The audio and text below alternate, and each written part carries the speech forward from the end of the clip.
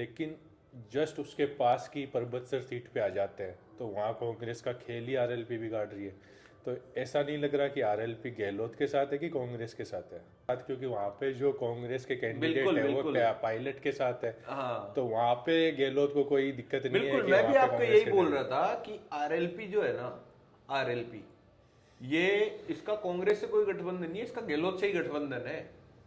ये सिर्फ पायलट को सल्टाना चाहती है और बाकी गहलोत को सपोर्ट करना चाहती है, कांग्रेस को सपोर्ट करना चाहती तो है जहां पे। गांवड़िया जी हाँ, जो पायलट के साथ है तो इसलिए उन्होंने वहाँ पे अब उनको जो हराने के लिए परबतसर विधानसभा सीट है, यहाँ के समीकरण ये है कि यहाँ से जो अभी करंट एमएलए हैं रामनिवास गवड़िया, ये 26 साल की उम्र में एमएलए बन गए थे। इन्होंने हराया भी किसको? चुनाव जो लगातार 2 बार से चुनाव जीत रहे थे, भाजपा के जी मान सिंह किनसरिया। जी किनसरिया। और इस बार भी माना जा रहा था कि रामनिवास गवड़िया अच्छी खासी जीत दर्ज करेंगे। लेकिन अब दिक्कत क्या हुई, यहां से जो पहले 3 चुनाव लड़ चुके हैं और कांग्रेस के भी पूर्व में उम्मीदवार रह चुके हैं, लच्छाराम बडारडा, उनको आरएलपी ने टिकट दे दिया है। अब लच्छाराम बडारडा है, कांग्रेस के जब लास्ट कांग्रेस से जब इन्होंने चुनाव लड़ा था, मुश्किल से 1500-2000 वोट से चुनाव आ रहे थे। फिर इसके बाद में अगला चुनाव में इनका टिकट काट के रामनिवास गवड़िया को चुनाव टिकट दे दिया गया। इस बार ये आरएलपी से टिकट लिया है।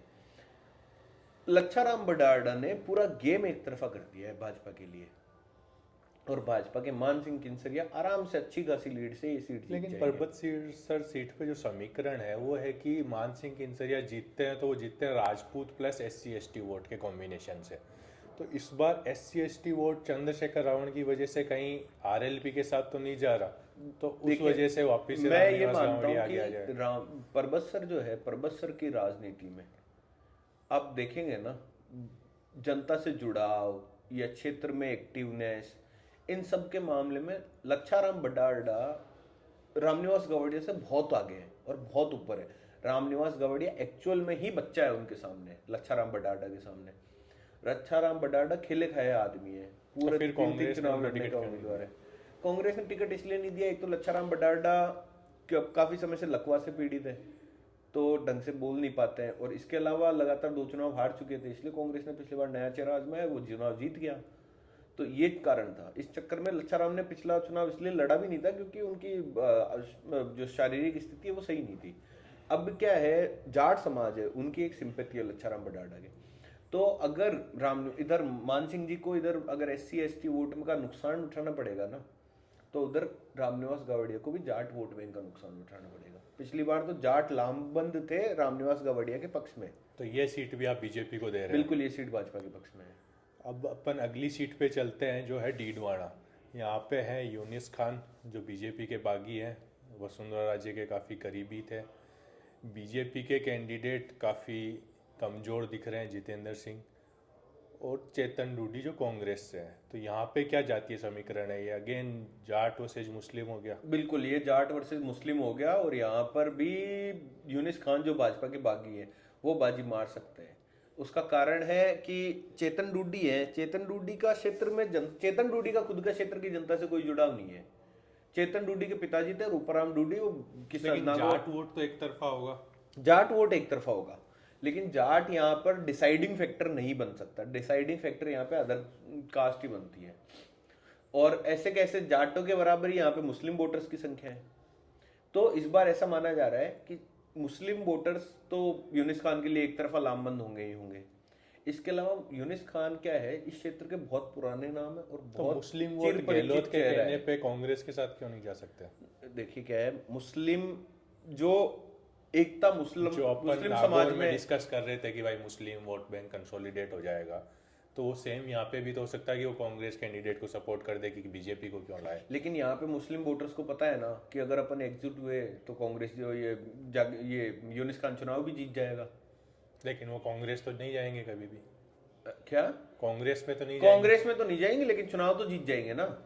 और नागौर में ये पता है कि अगर हम एक तरफा भी हुए, और हो सकता है फिर भी अभी चुनाव हार जाए, समझ रहे हैं आप, दोनों में फर्क है। तो उनको फिर नाराजगी झेलनी पड़ेगी जो जीतेगा उसकी। यहां पर उनको पता है कि अगर अपन एक तरफा हो गए तो यूनिस खान चुनाव जीत सकता है। वहां उनको पता है कि एक तरफा हो भी जाएंगे तो भी हो सकता है हबीब चुनाव हार जाए।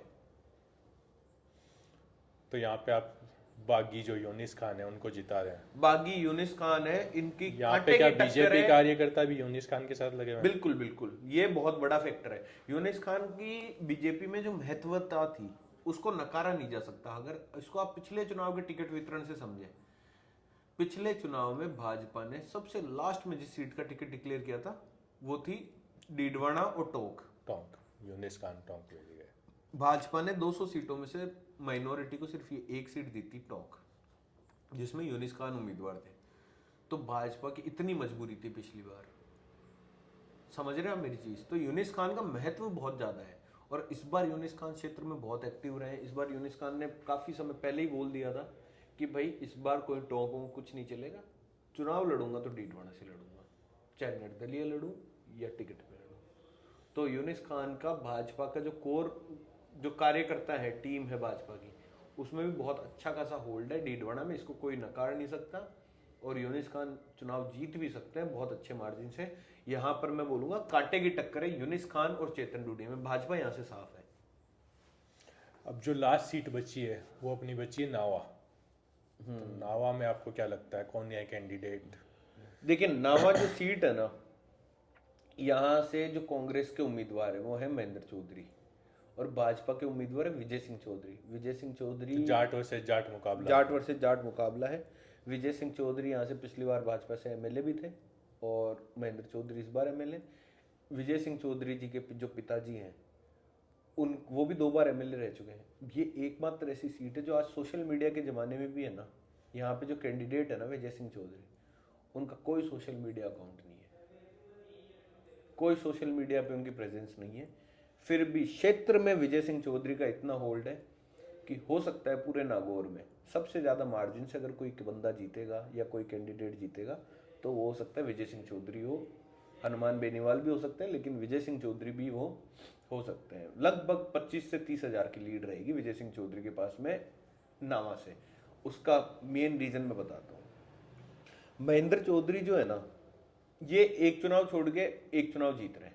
पिछले 2 आप कुछ चुनाव का देखेंगे ना समीकरण, तो ये लगातार चुनाव नहीं जीत रहे। और चाहे कितना भी माहौल हो, महेंद्र चौधरी की लीड कभी 3-4-5 हज़ार से ज़्यादा की नहीं रही। उसका कारण क्या है? ये कुछ लास्ट में जो प्लानिंग जचा के चुनाव जीते जाते हैं ना खेल बैठा के, उसके एक्सपर्ट है। विजय सिंह चौधरी का घर घर में एक जुड़ाव है नावा विधानसभा में और बहुत ही जनता उनसे जुड़ी हुई है। उनसे पिताजी से जनता का बहुत गहरा जुड़ाव है। और विजय सिंह चौधरी जब भी चुनाव जीते बहुत बड़े मार्जिन से जीते हैं यहीं से ही, और इसी महेंद्र चौधरी को उन्होंने हराया है। इस बार जनता का एक मैसेज और है कि जाट समाज गहलोत को पसंद कभी भी नहीं करता है। पिछले 5 साल का आप कार्यकाल देखे तो, लेकिन कांग्रेस को तो करता है। कांग्रेस को करता है लेकिन गहलोत को नहीं करता है। और यही महेंद्र चौधरी जो है ना, ये चुनाव जीतते ही गहलोत की गोद में जाके बैठ गए। तो इसका विरोध इनको बहुत ज्यादा झेलना पड़ेगा। मैं तो ये बोलता हूँ ये महेंद्र चौधरी जी 40-45 हज़ार से चुनाव हारते, ये तो नामाज को इन्होंने जिला बना के कुछ तो ध्रुवीकरण कर लिया और कुछ वोट इनके पास में आ जाएंगे इस चक्कर में। नहीं तो ये चुनाव हारते 40 हज़ार से, अब 20 हज़ार से हारेंगे, पर पहले 40 से हार रहे थे। तो अब आप पूरे नागौर जिले में सिर्फ एक सीट कांग्रेस को दे रहे हैं, वो भी मकराना की। मकराना, लेकिन मैंने डीडवाना में भी कांग्रेस को टक्कर में रखा है और डेगाना में भी कांग्रेस को टक्कर में रखा है। और एक सीट दे रहे हैं आरएलपी को। उसके अलावा 6 में आप सीधा सीधा बीजेपी को जीता। बीजेपी है बिल्कुल। तो इस बार इस हिसाब से आपको लग रहा है कि राजस्थान में भाजपा की सरकार बनेगी इस बार।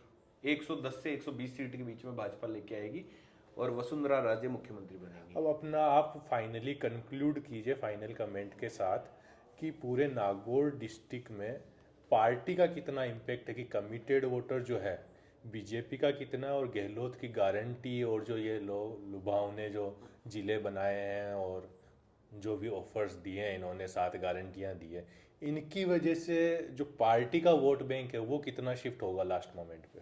देखिए मैं बताता हूँ, कमिटेड वोट बैंक है ना सिर्फ भाजपा का होता है, कांग्रेस का कोई कमिटेड वोट बैंक नहीं होता। कांग्रेस का एक माइनॉरिटी वाला वोट बैंक होता है, वो मैं मानता हूँ। बाकी कमिटेड वोट बैंक सिर्फ भाजपा का होता है। तो कमिटेड वोट बैंक की तो बात आप छोड़ दो। जो माइनॉरिटी है, 2 सीट पे कांग्रेस के साथ गहलोत के जाएगी। नाम पे वोट मिलेंगे या नहीं मिलेंगे? गहलोत के नाम पे किसी को वोट नहीं मिलेंगे। गहलोत खुद एक ऐसी सीट से चुनाव लड़ते सरदारपुरा से, जहां माइनॉरिटी बहुत ज्यादा मेजोरिटी में है, और उसी माइनॉरिटी के दम पे चुनाव जीतते हैं। अगर गहलोत को आप राजस्थान की बाकी 199 सीट से कहीं से भी चुनाव लड़ा लो, अगर गहलोत के पसीना ना आ जाए तो बता देना। आपके इसी कमेंट के साथ अगर गहलोत ही चुनाव जीतने लायक होते ना, तो ये अपने बेटे को जोधपुर से एमपी बना लेते। इसी के साथ अपन आज का सेशन कंक्लूड करते हैं, जिसमें जो कंक्लूजन निकला वो ये है कि नागौर में 6 सीटों पर बीजेपी को बढ़त है, 3 सीटों पर टक्कर है, 2 सीटों पर टक्कर है। एक जगह निर्दलीय यूनिस खान डीडवाना से जीत रहे हैं और खींवसर से हनुमान बेनीवाल जो आरएलपी के राष्ट्रीय अध्यक्ष हैं वो चुनाव जीत रहे हैं।